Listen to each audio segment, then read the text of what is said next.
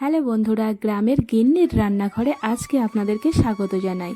আর আজকে আমি রান্না করছি একদম নতুন পদ্ধতিতে চিকেনের ঝোল। প্রথমেই দিয়ে দিলাম পেঁয়াজ কুচি, তারপরে দিলাম রসুন বাটা, আদা বাটা। এবারে আলুগুলো দিয়ে দিচ্ছি হলুদ গুঁড়ো, দিয়ে দিচ্ছি লঙ্কা গুঁড়ো যে যেমন ঝাল খান সেই পরিমাপে দেবেন। তারপরে দিলাম ধনিয়া গুঁড়ো আর দিয়ে দিলাম জিরে গুঁড়ো। এবারে স্বাদ মতো লবণ ও তেল দিয়ে ভালোভাবে মেখে নিচ্ছি। এই মাখাটার উপরেই কিন্তু নির্ভর করবে মাংসের স্বাদটা কেমন হবে। খুব ভালোভাবে মেখে নেওয়ার পর এবারে অ্যাড করছি জল দিয়েও আবার একটু ভালোভাবে মেখে নিলাম।